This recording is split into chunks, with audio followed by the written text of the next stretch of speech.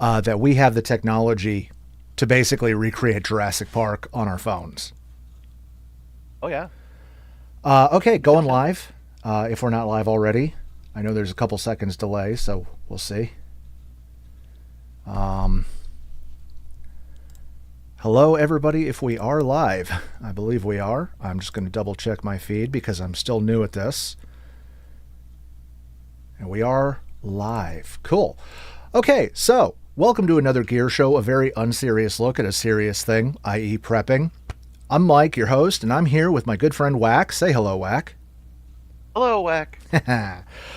Today, as the title implies or indicated, we're going to be talking about everyday carry, and then later on, we're going to be talking about what I've been referring to as the movie theater scenario, or what happens if you're in a very close quarters area with a bunch of people in a not friendly environment and something pops off.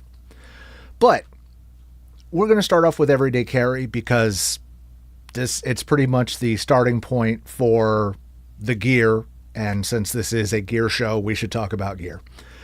I apologize for the coughing. I was doing yard work today, and it is affecting me negatively. So, I subscribe to a very simple principle when it comes to everyday carry, and that is you should always have something to cover your eyes, whether it's, your reading glasses or whatnot, sunglasses, a knife, a flashlight, your wallet, and then branch out to whatever fluff and stuff you need. Chapstick, MP3 player, whatever. It's a basic enough amount of things, knife, flashlight, wallet, keys if you have them, without getting bogged down. And then you can basically pick what you need for your day-to-day life. What do you think of that, Whack? Is that, do you think that's a good starting point? That's a good starting point, but me being the contrarian in the audience, my phone does most of that, right? Your phone is a knife? Everything but a knife. Okay. And that's the thing. It does have a flashlight on it. Okay. It does have multiple measuring devices. I can even use it as a phone.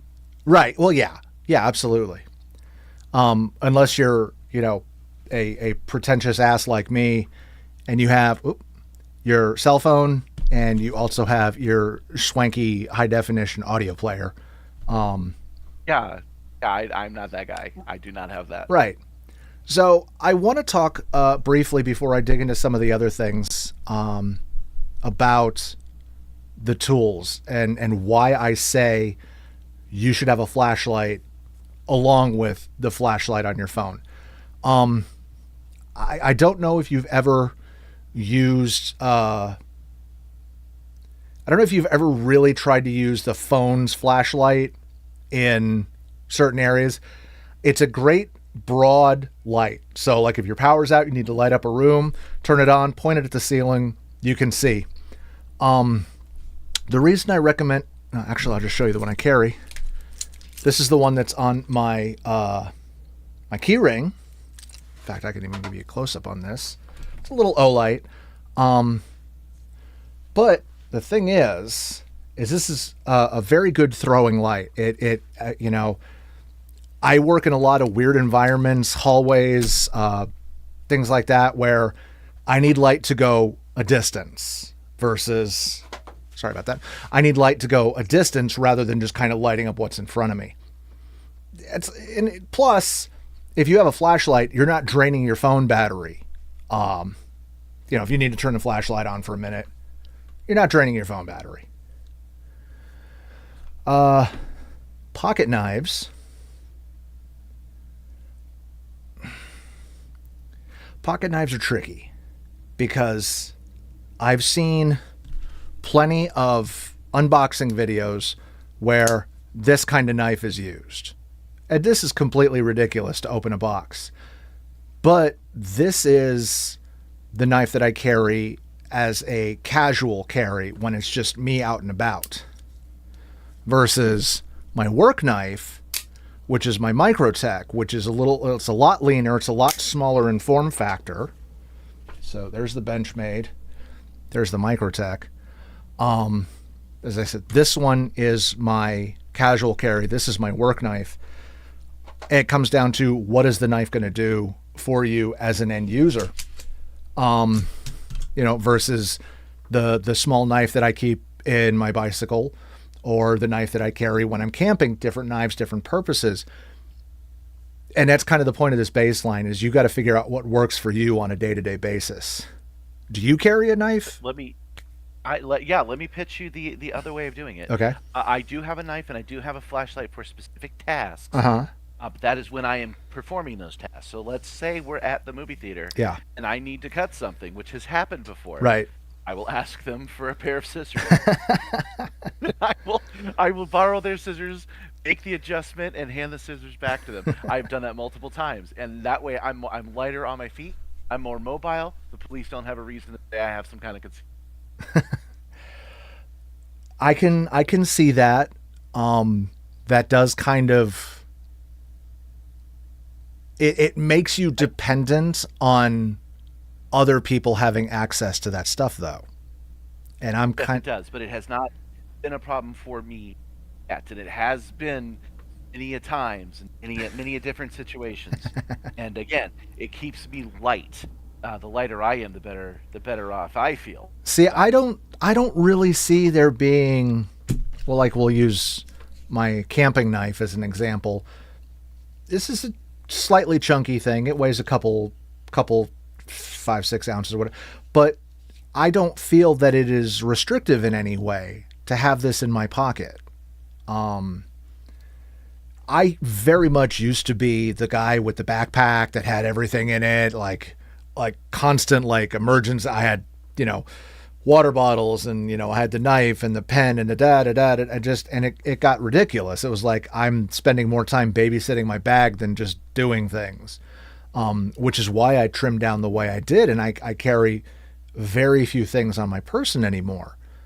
Now I do have a small kit of things that bounces from bag to bag. But at the end of the day,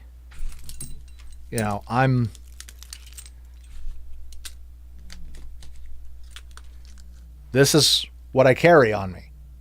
That's it. If I need to, I've got it lighter than that. My wallet has 4 cards in it. And my wallet. That's it. My wallet has 4 cards in it. My phone does not have a case. That's it. That's all I carry on me every day. Do you remember? I think you were with us. It was like Dragon Con 2001. Not Dragon Con. It was MegaCon. Mm. And we got stuck in that Florida rain, like a mile from the convention space. I don't think I was with you for that. The reason I bring it up is because I was like, oh, okay. So I walked over to the Wendy's and I said, hey, can I have some trash bags? Yeah. We made ourselves some ponchos right then. Right. That's how I roll. No, and that's the thing is, okay, I'm gonna go back. I know I dunk on this one guy a lot, because I think he's kind of, his heart is in the right place, but his attention is in the wrong place. There's a prepper out there who says he focuses on the bulk part, as he puts it, the meaty part of the bell curve of preppers, like the everyday person, and he talks about, he's got, apparently this cat's got like 8 kids, and he's got all of this stuff, and it's like, oh yeah, all of these things, and you got to worry about this and that. And it's like, that's not the bulk of people. The bulk of people, honestly, Whack, is you who don't think about this stuff on a regular basis. It's like, oh, it's raining. I don't have an umbrella. There's a Wendy's. Let me go improvise one. That's not normal, to be fair to everybody else. I'm doing the same thing I'm just saying, how can I make somebody else carry the gear for me? No, and that's the thing is, like, I really do think more people are they lean more towards how you are than how I am. The people I work with are an exception because the people I work with are tradespeople who are obligated to carry tools, and we're basically told, have a change of clothes, have show blacks, have rain gear, have this, have that, because we work inside, outside. We work sometimes remote locations where we can't, run back home and get something, or we're on a sound stage and we're working with Fuller's Earth, and you want to put a poncho on, or everything's going to get dusty and dirty or whatnot. So the people I'm around are a little more oriented towards paying attention to their situation, but most people just kind of move through life at just like on a conveyor belt, and they don't think Yeah, that's about. true. So That's true. The only thing I'm pushing back on is that I'm saying that there are trash bags on that set. I really want you to picture the kind of MacGyver life that I live. We are on the two sides of that, and then in the middle is everybody else who will go, well, what do we do? right, And you'll go, let me grab my bag, and I'll go, hold on a second, let me see what I have. right, Then we'll put it together, right. and we'll both walk out with the same tactical situation under control, because we figure it out on the fly. Yeah. I figured on the fly, you pre-plan it. But it's not a lack of situational awareness that's making me do that. It's miserness. No. I'm saying most people don't have that situational awareness. Right. You have been living frugally enough, long enough that it is habitual for you. It is just that process.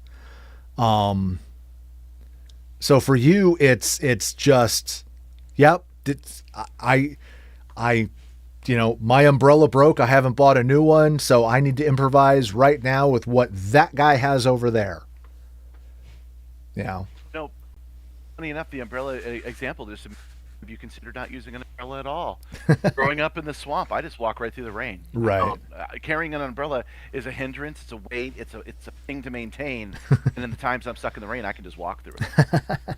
Oh, look, I don't have anything on me, so there's nothing to get damaged. Yeah, I can walk right mean, through the rain, no problem. the other thing is like, I know, if any other preppers do watch this, and I don't know if you're watching the chat or not, if there's anybody there, but I doubt it at this point. If there are people in the chat, hi, how are you? The other thing is, if things get really stupid, I can always supplement from my work equipment. I can grab things like my Leatherman. I can grab things like my lanyard that's got a Sharpie, a pen, and a flashlight on it, so I have some redundancy. And I have these unofficial tiers of expansion.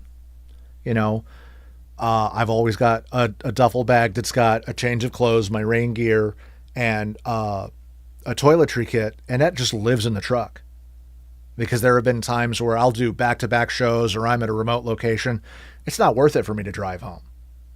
In that case, I take the effort of going, oh, okay, today's everyday carry needs to include my duffel bag. So that got to the point, that just lives in the truck. The everyday carry tip of the day is to think ahead of what your day, your week, your month, year is going to be like. Yeah. And make sure you have the appropriate stuff. Because you don't want to be the guy that goes, what? Yeah. Oh, yeah. Let that be some other guy. Right. Let's go ahead and take a minute and show you the small kit, the bag transfer. Now, this generally goes in, if it's just me walking around, I don't have this, but like with my work bag or my tools or whatnot, I have this little pouch right here. I'll give you a close-up of this. So, the things that I have in here, basically, this is just meds. I can't see your close-up. Your camera didn't switch. Oh, sorry about that. When you did.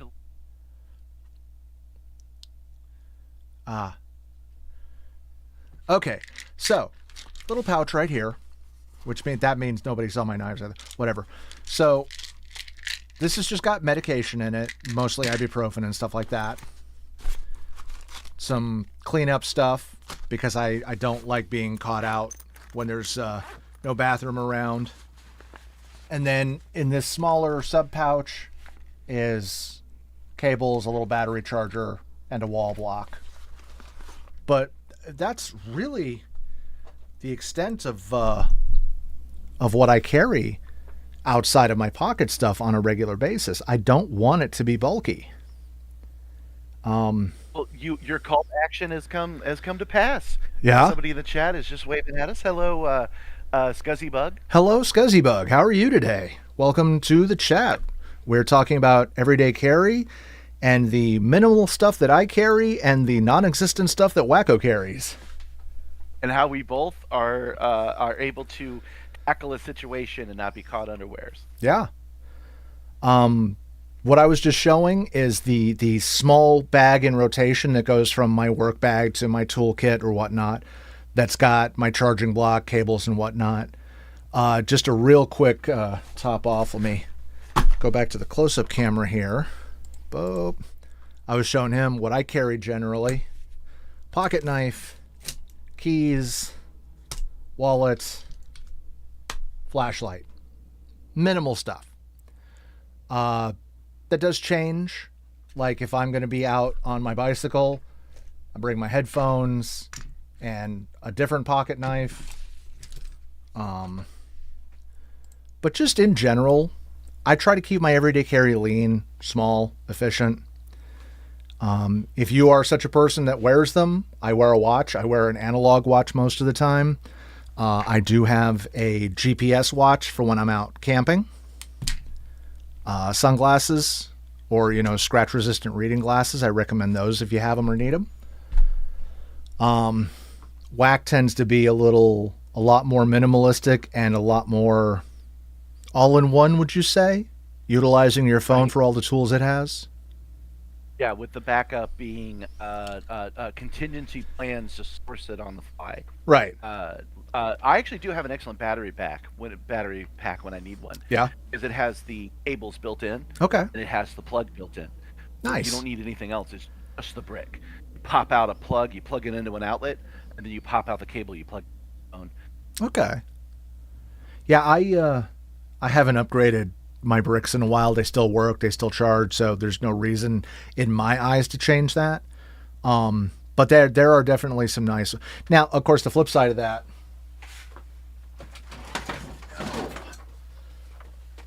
This is my camping brick. Yeah. Yeah. But as I said, that's for camping. That's for like, I want to bring my radio stuff in my laptop, or if I'm going to be out for a couple of days, I'm going to bring my Switch and I'll want to charge that up. That's got a built-in light, blah, blah, blah, blah, blah. About 6 or 7 years, no more, 8 years ago, when they first started doing VR wirelessly, stop wearing the computer on your back or using a long cable to tangle your feet. Mm-hmm. When they were first transmitting it wirely, it was a lot of proprietary stuff, and it used an insane amount of power on the user. Yeah. And I still have those battery packs. Oh, yeah? I have a battery pack that is about the size of 2 Snicker bars that would actually make me survive out in the woods for. It actually has that much juice in it. Nice. So I have that one when I need it. And I put that in a chest pack, kind of like how He-Man wears it. Okay. It's a chest pack, and I put the battery in there. That's how I survived going to Disney World, putting that pack in there along with my Advil. Nice.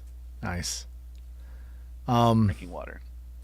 I do know, because I'm a ham radio guy, I do know a lot of guys will carry their HTs with them.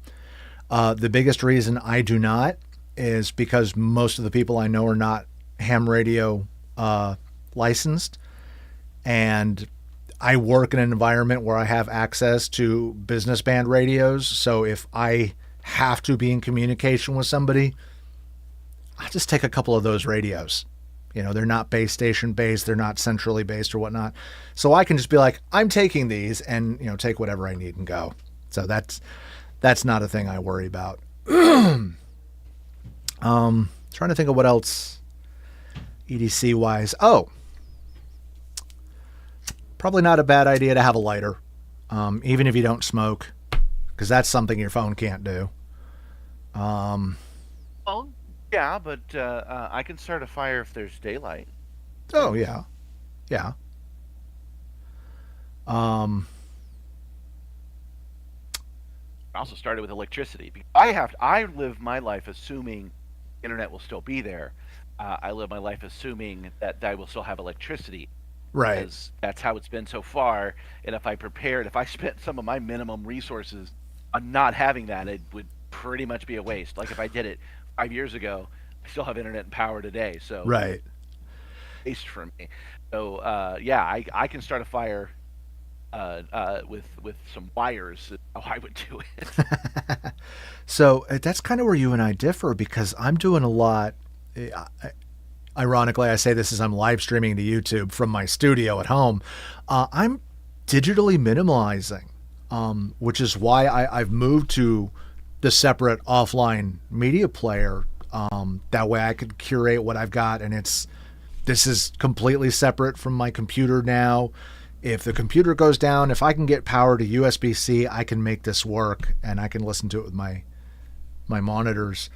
But it's like, I kind of do that. I yeah, run my own server, so I have all the advantages of streaming right, without any of the disadvantages of having to ask permission from a big corporation. right, If everything went down today, I would still have that server available to me, and it would still connect to my phone, and my phone automatically downloads each song. And right, so I would have, even if I found myself on a submarine, I would still have 100 hours of music and audio book.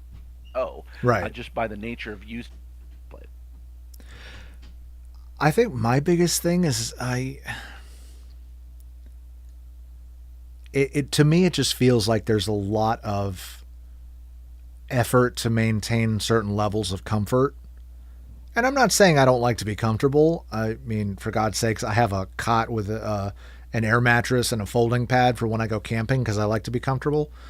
But it's like, you put forth the effort of building your streaming server. Whereas me, it's just all of that stuff is on a hard drive marked movies or a hard drive marked audio. Yeah, that's why you don't use it as much as I do. I can open up an entire menu with all the posters, cross reference to the actors, and I can push a button and it starts streaming to me anywhere in the world. Them, this is a prepper show, so we could talk about them, Yeah. right? Yeah. They want you to think that you have to pay a monthly fee. It's the technology. You don't. Right. Anyone can stream. Yeah. You can do this at home, and you can do it for free. That's the other side of that I'm on. Yeah. But yeah, I'm not going to give up some luxury because some jerk elsewhere decides I should give him a monthly fee because his great grandfather bought a permission from some other guy. That has nothing to do with me. Right. And it's also a use case scenario because I tend to not go through as much media, I think. Like I may put on a couple episodes of something or a movie once in a while, or listen to audiobooks.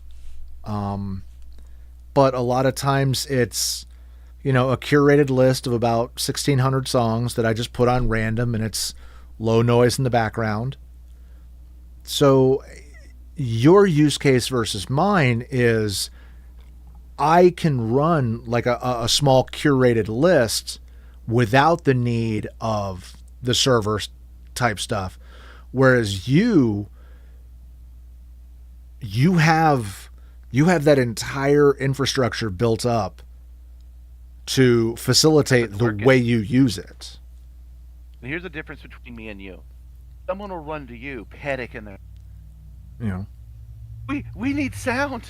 Yeah. We need sound right now. Yeah. Right? Yeah. And you'll go over there and solve the problem. Right. They run to me, panic in their eyes, going, we have sound, but nothing to play. We need content. We need content right now. Be like, look, bitch, this just became an open mic night. Get out there. Oh, I've done that. No, I've literally done that. Yeah. I got called into karaoke with no warning at all. And had to put it together for them. So that is the thing. Get up there, you give them a little of that, fly me to the moon. Yeah. So I've done that many a times. At any moment, I could be called on to do that. Like DragonCon's happening right now. Yeah. And it's not unusual for the Trek Track, even when I'm not going, to ask me, provide them with the things to show, like showing cartoons. Right. During the kids meetup. Right. Like there's original series cartoons and there's Lower Decks. Yeah. Put that together. I have to assemble that in a playlist and pop it over there like right then. And it has to be pretty. Right. Nobody wants to see a Windows Explorer has like double click on each one. Right. I need to create a playlist and have the whole thing look smooth. Add some commercials maybe. Yeah. From the 90s. Yeah. Like that's a thing I get asked to do. Yes. Always be ready. See, and again, that's two sides of the coin, whereas it's like as you pointed out, I'm the one they call. It's like, everything's plugged in and we're not getting anything. What's wrong? You know? So you having that skill set absolutely makes sense. And when we get to talking about the bug out bag, as it were, and like disaster movement and things like that, I'm going to do an episode on morale where you will be frickin' invaluable because you are that guy who has that server that you can say, if I can get power to that computer right there, I can keep all of your scared children entertained. Exactly. You know? But An overlooked aspect. oh, it absolutely is. Absolutely is. Like I had I to, have an actually phrase for that. Hmm. Do not trust them. You cannot trust them. That's my phrase. Whenever you have anything that you're like, I can get my movie or my TV from them, they own the right, so I have to. Yeah. You cannot trust No. them. They are bad stewards of your culture. Yeah. And it is a responsibility to be a better steward. Yeah. 100%. 100%. I think we'll go ahead, unless you have any more nuance on the everyday carry stuff. I think we'll go ahead and go over to our discussion topic, the movie theater scenario. Yeah, let's do it. And this is especially relevant considering the shooting that took place. Was that in Minnesota, I believe it was, where the church school session got shot up? What do most people like? I'm sure people have thought about it, especially when it was headlines when the I believe it was the Aurora, Colorado shooter went in and threw a smoke grenade in the theater and started shooting it up.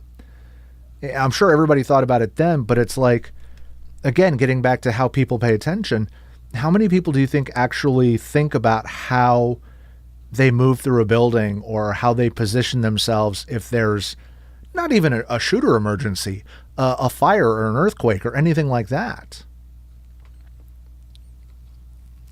You know, I don't. Yeah, especially in a movie theater where the exits are limited, usually to one, and the fancy ones may. Yeah.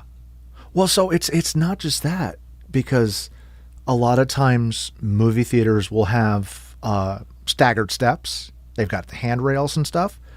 You know, if you've got somebody who is of limited mobility and you're not in the handicap seating looking up like this, the screen, you know, do you have a plan if something goes wrong? Are you just going to sit there and try to hide? I mean, most people don't think about the kinds of environments they're in.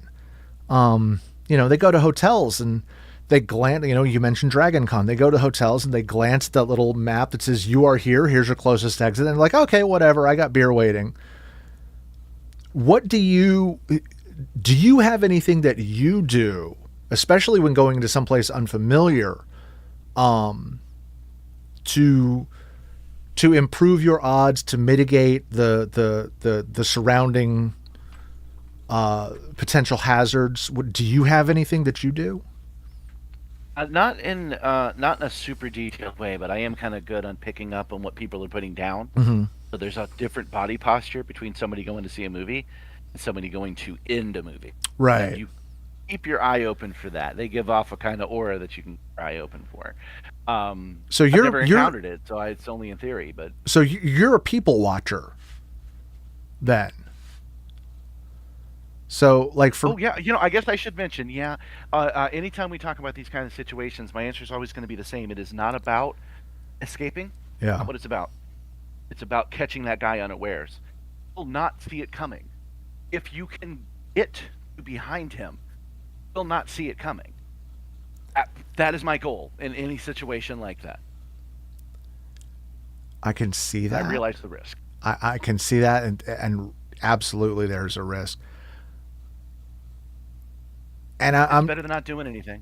Yeah, no. How's the best way of putting this? In optimal situations, yes. You know, a shooter or somebody with a knife can only be facing, can only be a threat essentially in one direction at a time. Granted, that direction can change very, very quickly. But without going down the what if rabbit hole, I think kind of splitting between what you do with the people watching and being cognizant of the space you're in and yourself relative to that space, they're equally important aspects of being out in public, especially now, because we do have, like with these ice raids, there are people who are buying the gear, masquerading as ICE and assaulting people. Well, there are people that are being nice doing it too. I bring that up as relevant. Yeah. Is they think they can get away with anything, and they will start doing obvious crimes. Yeah. Oh yeah. Eating a man on the street is an obvious crime. Yeah. And yeah, and like, okay, so here's a great example. The movie Hot Fuzz. There's a scene where Angel is talking with Butterman about being observant. And I know it's a setup for a gag later, but they're talking about, the kid with the purple jacket who's, got his hat down and is walking kind of funny, or the old guy who's wearing the long coat all the time and whatnot. The things that, if you are in a semi-static environment like an office or whatnot, you see the same people every day, you're likely to kind of just glaze over that stuff, minor changes and whatnot. Now, more radical changes, you're probably likely to see, what's wrong with Susan today? She's all, hunched over in her, oh yeah, she partied too much. She's got a hangover, whatever. So there's a fine line, I think, between passive observancy and actively just being there in the moment in your environment. And I imagine this is something you also have to do because you do deliveries. You go up to strangers from the internet and say, here is stuff. Oh, now we could talk about gear, actually. Yeah. You know what I wear when I go out? I actually wear a uniform. Yeah. I wear khaki pants. I wear work boots. I wear a long sleeve polyester shirt. I've got a bunch of them. Protects me from the sun and from the rain and the heat and the cold. I took a tumble the other day and it protected my entire arm. And the only place I'm cut are places where that shirt wasn't. Okay. On top of that, I wear a bright green reflective vest, and that vest says Uber Eats on the left-hand side that lights up. Okay. And I have a light-up name tag that scrolls my name and DoorDash on. Okay. You can spot what I'm about from 30 feet away. So you are like actively presenting, I am not a threat to you. I am here to deliver you your bananas. And I walk in a very friendly manner, and I keep a very friendly face, and I am a very friendly guy from a very long distance because I'm knocking on strangers at night. Yeah, you're not like, hey, I've got your bananas. That's exactly right. Ultimate friendly. The advantage of this, by the way, is that people recognize the suit. Yeah. Man, I actually do get some Clark Kenting going on. Oh, yeah? People don't recognize me without the outfit on. And that means that people associate me with getting things done. Right. So I don't get any BS when I walk in a restaurant. Hey, there you They go. see me, they go, name. They give me the thing, I walk out. I see people, I get compliments every single day on this outfit. So I'm just saying, everyday carry, dress for the job. Because they teach you that you shouldn't care about doing this gig work. Yeah. But there's nothing in the rules that says you can't. Right. I'm allowed to wear what I want, and what I want to wear is loud and clear what I'm doing. That's actually a really valid point. Your clothing, and this is something we'll touch on when I do a Gray Man episode further down the road.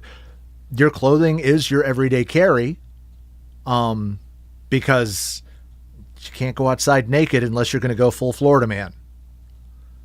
In which case, grab an alligator and go through the Wendy's drive-thru. Yeah, no, and that's actually a really valid point. That's something I think a lot of people overlook on the everyday carry because they do lump it in with other things like, oh yeah, this is my gray man outfit, so I blend in. I live in Atlanta. Who the hell am I supposed to blend in with? The Hicks? The basketball fans? The Braves fans? The corporate junkies? The actual junkies? All I know is if I walk around and throw chicken bones on the ground, people think I'm from Atlanta. Simple as that. But it's a very valid point. You go out of your way. Well, maybe not go out of your way. You put forth the effort to make yourself presentable, amiable to your clients. And basically a reverse Batman going on. Right. And that's a great thing because people will look at that and they will not, they'll not picture you as a threat. I'm not doing the lighting gag again. But it would be very easy to rock up in some beater car, loud music playing, get out, mohawk, leather jacket, whatever, pants sagging around your knees, whatever your flavor of social comfort. Yeah. No, but I like that. And that actually gives me kind of something to think about because I'm just as guilty as the rest of them, not considering what you wear as your EDC. Which is ironic because outfit, by the way, is where I keep my wallet and my key, so I can grab my vest and immediately. So I guess I do have a go bag. I guess I do have a fancy wallet. And part of it gets back to what you were saying earlier is planning for your day. I know I've got prep days coming up at the ballet. I'm going to be in the warehouse, steel toe boots, work pants, shirt that I don't care about, versus show days where it's show blacks, quiet shoes, need to be able to disappear into the wings of the theater. It's yeah, so EDC as a baseline is very much a scenario driven thing. I mean, it's not going to change. I'm not going to ditch the flashlight because I'm on my bicycle. But I do admit I change from this pocket knife to this pocket knife when I'm on the bike because this pocket knife is not threatening. This is just a very basic, like, cut meat and cheese knife. Whereas this, people will find this not offensive, but maybe intimidating, maybe a little much for just casual use. I can't believe It's okay. Nobody panic. I use this as everyday carry. That's going to calm them right down. Yeah, right. It's funny that and again, this is one of the reasons I wanted you on this show because you are that counterpoint to bring up the very valid assessment of, oh yeah, don't forget your clothes are EDC and they do a lot to convey what you're about. It's going to be interesting when we do get to the Gray Man episode because I imagine you have quite a bit of thought on that. All right, so I took us off because you were talking about the clothes, what you wear when you're going to the theater. Yeah. I like to travel light. I like to have very comfortable clothes on them. That makes sense. Like I wear different things for when I'm at the theater versus when I'm going hiking versus when I'm on the bike versus casual. Can't believe I never correlated that before. See, that's why I'm an amateur at this. I don't take this stuff seriously, so it's like it's always entertaining for me when stuff like this does get brought to my attention because it's like, oh yeah, duh, this is kind of a thing. What else? What else can be EDC? Oh, I'm going to say this a lot. because whereas I do like guns, I've lived in Atlanta for almost a decade and I've never felt the need to carry one. If you feel the need to carry a gun, for the love of God, get trained on it. Get frickin' training on how to use it. Go to the range more than once a year. For the love of God, please. A couple years ago, I had to go back down to Florida because I was emptying out a storage unit. And I took a couple friends with me down to Florida. And one of the guys I went with brought his sidearm. Okay, I don't really feel a need for it, but whatever. And it was this custom Glock. Custom parts, custom stippling, custom trigger, da-da-da. This thing, it was just like, okay, wow. Okay, you got the money, go for it. And I had made some comment about, well, shit, we need to go to the range someday. He's like, yeah, I do need to get back to the range. It's been 7 or 8 months since I've been to the range. Are you kidding me? And you're carrying around this tricked out gun that presumably has got, things like a lighter trigger pull. It's got the deep serrations, so the slide is faster. What the hell? Like, and you haven't been to the range in over half a year? Shooting is a skill that degrades, and it degrades far quicker than most people think. I'm just like, you're going to shoot yourself with this thing. So you're going to shoot somebody else. There's hardly ever a good reason. Yeah. So if you... I've got an example about that if you've got the time, but we were supposed to be talking about movie theaters. I know. Yeah. Well, okay. So I can bring this back around. Give me what you got, because we still got, 18 minutes. Okay. So I deliver alcohol all the time. Uh-huh. And I'm bringing an alcohol order to a guy who must have fallen asleep or something, which is understandable. Okay. He opens the door, gives me the suspicious look, sees me, sees the uniform, processes that I'm not a cop, opens the door, and sets his gun down. Right. Okay, hold on. Hey, for real. Okay, let's say I was exactly what you were afraid of, some kind of home invader. Right. And who shot me cold dead at the door. Yeah. You think that's going to work out for you? You think that you're going to go, well, glad that's it. What am I going to blink away to save system resources? Right? No, this is a problem that you're going to have to deal with the rest of your life. Right. Your other option is you could have closed the door. Yeah.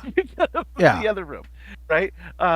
You like being ready to shoot me through the door on the other side is not a good idea under any circumstances. And even if you want to make an argument that there is like a one use case, we're talking ninjas at that point. Right. We're talking home invaders with like battering rams and bad intent. I'm like, and you know who that is? That's a cop. Okay, so now you shot a cop. Yeah. Right? That kind of escalates things. There is no good scenario to answer with a gun. So you literally called me and asked me to come over and knock on your door. Yeah. Like, you asked me if I could come over and look at your ID. That was what you wanted. That was you. You did this. Right. You brought this on yourself. So that's like a triple reason not to have that gun on you. Right. Yeah, because I saw it. I was like, "What? Did you forget I was coming?" He's like, "Yeah." Nice. There is. I noticed that there's a lot of basically fear-based response in the prepper community. And circling back around to the movie theater thing, when the Aurora cinema shooting happened, the number of armchair generals who were like, "Oh, I would have shot that guy." You mean the guy who popped off a smoke canister and obscured your vision and started peppering away at people? Like, yeah, maybe you could get in the vicinity of him. But you've got people panicking, running. You've got obscured vision. To think that you're going to try to combat that situation, I would like to think that my first response would be trying to get people out of there, trying to open distance between myself, them, and the threat. Okay, let's actually talk about that. Let's say let's not make it a real thing. We're in a theater, yeah, and a person with bad intent throws a smoke grenade in, and starts opening fire. Yeah. The only thing I can think to do, I'm assuming ideal circumstances for me, right? I've got that split second because if I don't, there's nothing to talk about. Right. Grab Gabby by the neck, right? Yeah. Grab the person with my other hand by the neck, Yeah. and use my girth to hit the ground, Yeah. right? Yeah. Potentially hurting them, like on the ground all the way. Yeah. And then just stay there. I could think.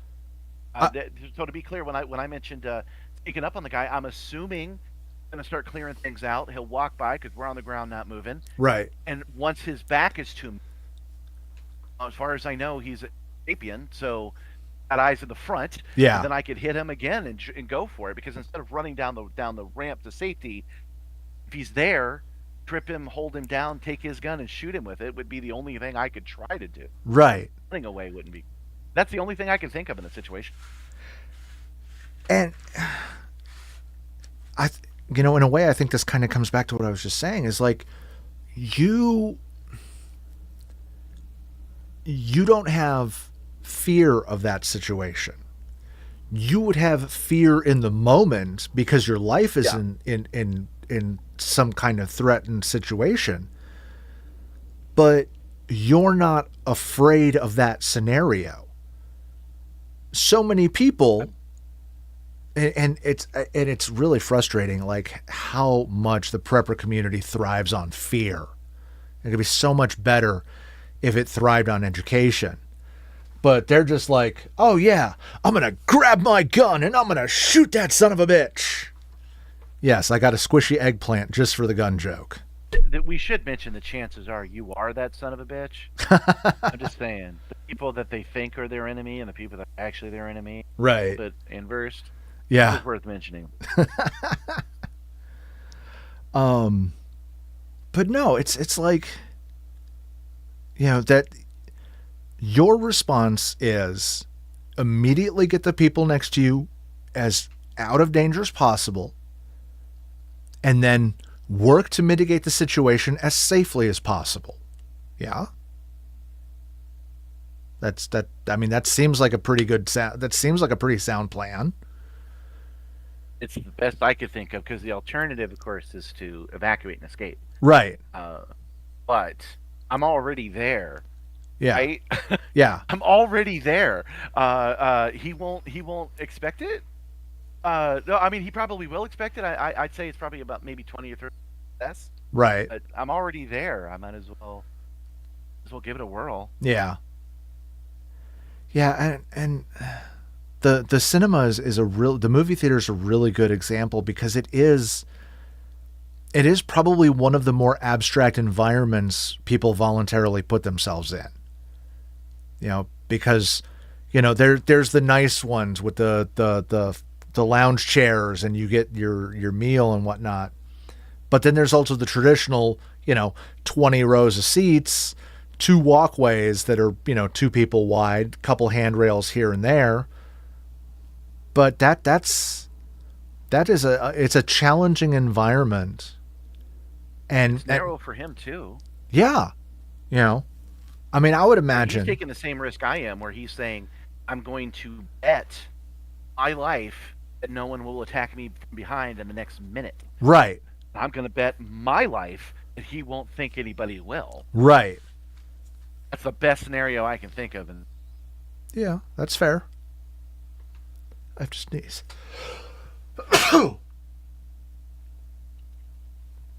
I was actually pardon me, camp counselor at a high-tech at a college. That's where it was taking place. At college, we just rented the space from them. We were using the college ground.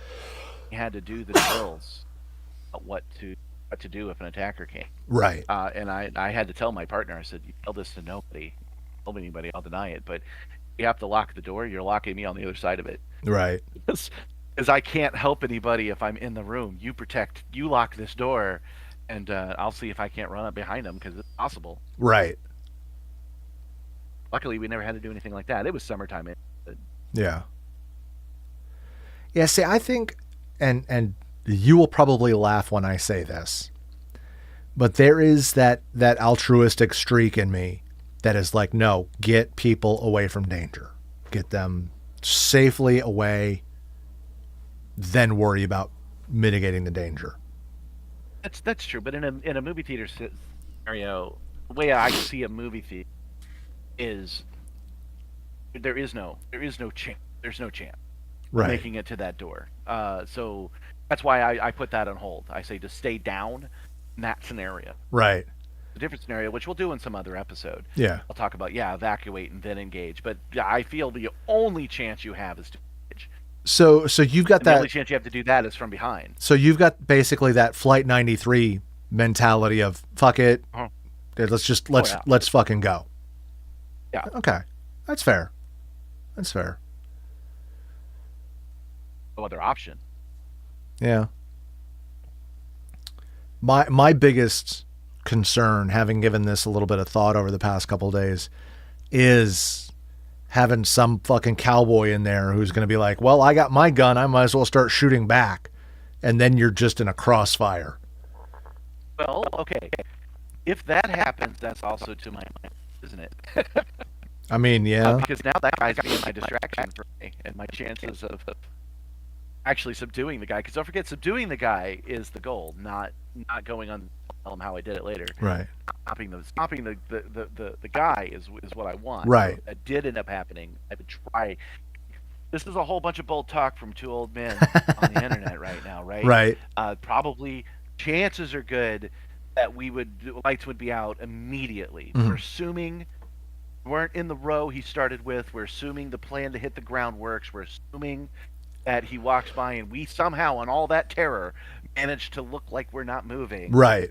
And then we engage. Yeah. If in that situation somebody did start shooting back, that guy would definitely be distracted enough for me to. Definitely. There is It would that. only take a second. There is that. Especially if he's got a rifle, because people love rifles. I'm more of a handgun guy. Oh yeah, I should mention this. I'm going to mention this every time we talk about scenarios in which this might be possible. Mhm. This dude has an evil tactical handgun. Almost certainly has some kind of Glock with no safeties on it on his right hip or his right thigh, and he is holding with both hands some kind of rifle. So you can come behind him, grab it, and pull it. I'm just saying. The chances of that are really high. Right. Right. Because, I mean, it's most, like, if you look at a lot of the shooters, very few of them seem to have been military or police trained. I'm not going to go into the psychology of mass shooters or whatnot, or the psychology of picking soft targets or anything like that. But generally, it seems to be younger men who are isolated, either self-isolated or just kind of not integrated into society, but ultimately not proficient in firearms. You know, Do you think so? I figured they would be. So when I say proficient in firearms, I mean the kinds of people who will actually put a weapon down, look down the sights, you know, they know how to aim, they've put thousands of rounds down range, that kind of thing, versus the guy who's gone to the range a couple times, he knows how easy it is to reload the magazine, you know, drop the empty mag in his Glock, put a fresh one in, cycle it, keep going. The guy who knows just enough about his AR to feed it, engage, drop the magazine, cycle the next one. They're going for mass destruction. They're not going for precision. Right. And that kind of, to use an old school term, that kind of spray and pray is just as much an intimidation thing as it is a damage thing. And it only goes in one direction. Exactly. And that's what I was about to say. It's like you're, what's the best way of putting this? You're kind of, what is that? What was from the Bone Thugs and Harmony cover of War? Throw the distraction in the front when they're coming from the back. Right. Yeah. So the chances of that being successful are super low. I do not want to be on here. I'm just saying that's the plan. Yeah. Because they do have a very loud machine. that they are barely able to control. Mm-hmm. It is completely 180 degrees. Yeah. I weigh 260 pounds. Right. If I get any kind of wind and I'm able to hit, he's going under. Oh yeah, you're just gonna Going tackle that under. motherfucker. If he's down, then that saves a life, just one, Yeah. right? If I'm also continuing to be lucky, he certainly has an unprotected, unsafety handgun on his right hip Yeah. that he won't go for because he'll want to hold on to his rifle. Right. And That's my plan. and that's the other thing is again not necessarily having training in this. People will get target fixation about using this as an example. Oh, look at me. I've got my rifle. This is what I need. This is what I need. You've completely focused, locked in on that, and you forget that you've got that sidearm. You know? And again, using that psychology to your advantage, you, the person who's trying to disarm this person, is absolutely a great idea. I'm not recommending that if you're... That is something I'm trying to do temporarily as well. Yeah. Goal is to stop the shootings from... Oh, yeah. That's like... most handguns, not wheel guns and not rimfire guns, but like the automatics that most people use, Glocks especially, you can grab the barrel and kind of squeeze it and push the barrel back and take it out of battery so the striker cannot hit the round. Now, you That's may true, get... Don't forget what Naked Snake taught you. Don't be trying things you know in theory out in the battlefield. Right. But no, here's the thing. You don't have to try to disassemble it. You just need to move that slide back a little bit, and grabbing and pushing will do that. He may get that first round off and you may get shot in the hand, but if you can hold on to that for dear life, it won't cycle. And it renders... Oh, that's true. Yes. I see what you're saying now. Yes. Yeah, no, I'm You're not absolutely right about that. I'm not saying you're the boss out on the bridge and you take that pistol from him and, you know, while you're CQ suing, you just... No. You literally... I don't have any handguns handy to demonstrate, which is odd. But you take that slide a little bit out of battery so it can't function properly, and you have essentially disabled that weapon. You better hold on for dear... Also disable the weapon if it's out of his... Yeah, and that's the other thing. I'll go back to this. You know, somebody's holding a gun. There's a lot of strength right here in the wrist, but if you start peeling that gun back and he's trying to hold on to it, he's going to loosen up. Plus, you're going to start working against his fingers. And if you keep bending back and away, there's going to be a leverage point where you have control of the weapon and you can just keep bending. And maybe you get really lucky and he's trying to keep his finger on the trigger and you just keep working that thing around until it either comes out of the trigger guard or it breaks his fucking finger. I mentioned doing all of this bare hands because as far as I can think, there's weapons available. Yeah. If only I had a knife. Right. I don't know how to stab a man though. Through Kevlar, which he's almost certainly wearing. I don't know about that. That's why I'm like, use my weight to my advantage. I'm fairly sure I can tackle an unawares person from behind. Their knees bend in that direction. So if I hit somebody with 260 pounds completely untrained, I'm fairly sure I could topple him. If he's toppled, he's not shooting.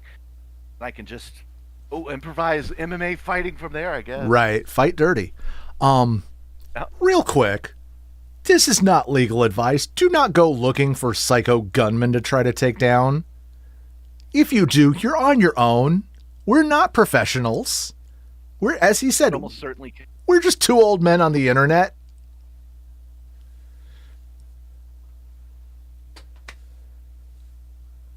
I don't have anything else notes-wise. No. Oh, I actually did have a note. Okay. What I suggest is we start with what you're carrying to the theater, what I'm carrying to the, and then what we're doing in the theater at a completely normal time. Mm. I don't like those theaters that have the chairs, and I have that at home. Right. I literally have a better view at home. Right. I like the big stadium seatings, right? Yeah. So I suggest with the next time we pick a topic that we go along that and everything works perfectly. What do you do? And then we'll talk about our different advantages and whatnot. But I went to the theaters to watch K-pop Demon Hunters this weekend, and I bought a soda that was $9, and they wouldn't even give me a refill. Oh, jeez. And they have radicalized me. Refill was. When I went. I was gonna say refill is probably $6. Sorry. Yeah. Well, if I had bought the $11 one, Oh, jeez. But it's big, so you don't want one. Right. So anyway, I'm going to do something gross the next time I'm there, I swear to God. Because when we went into that theater, there was a pile of available drink cups. Right. I'm going to grab one of those drink cups. I'm going to wash it. So I guess one of my everyday carriers is going to be a little packet of dish soap. I can wash the cup. Right. And go get my refill, because they have radicalized me, and that is the last $9. They think they're clever. I know they need to survive. Right. So do I, damn it. Yeah, you said your notes. I wanted to bring this up before we got into the seriousness, but I'm serious. The next time I'm going to do. So we're at about an hour. Do we want to figure out a topic for next week? Sure. I like the thought about a theater everyday. Oh yes, perfect. We actually have one. We thought about it last time. Everyday carry at the grocery store. Okay.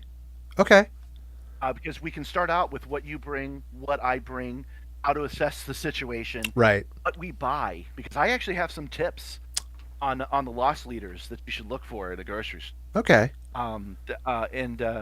Then we talk about, well, what happens if there's an invader? Because that's a totally different situation, right? And then being in a movie theater. So I will waste my life in a totally different way at a grocery store than I will in a movie theater. So we could talk about that at the end. Okay, so next week we'll carry on a little bit more with the everyday carry stuff and how we would utilize it in a more open scenario, a grocery store, or a department store grocery store like yellow asterisk blue building. Like Walmart. I'm not gonna obfuscate too much. I'm not monetized. I'm not making any money, and Walmart. Me not saying Walmart is not gonna strip them of anything. But I think that'll be it. Next week, the stream will be at 8 p.m. Because work is. I get off of work a little too close to airtime at 7 p.m., so I'm just pushing it back an hour. But the format's going to basically be the same. Yeah, we'll go from there. I'll put up a teaser for it probably about Tuesday. And yeah, hopefully we'll see you there. And that's about it. So thanks for having me. Yeah, of course. This is me, Mike, and this is Black. Thanks for watching, and if you've gotten anything out of this, do the stuff at the bottom, the like, share, subscribe. Wacko, you have a stream that you do, and that is I do. Is that Sunday through Wednesday, or is that Monday through Wednesday? That is Monday, Tuesday, and Wednesday. Okay. Tell us about. We're also going to do at 8 p.m. next week. I was doing it at 6. Now I'm trying 8 because I'm trying to find my forever home as I experiment. And what do? We use our 1.5 thousand pound motion simulator to fly around in outer space in Elite Danger. It's pretty impressive, especially since I'm a miser, so I spent very little money on to make it happen. And it's very impressive because I try to censor myself, and it's usually kind of a failure. That's what made you think of my stream? Yes. Is that yes. you managed not to swear on your stream? Yes. But again, thank you for watching. And, if you have anything, ask questions in the comments and we'll try to get back to you about it. Yeah, just try to be better than you were yesterday, okay? I'm Mike, that's been Wacko, and I think we're done here. Bye.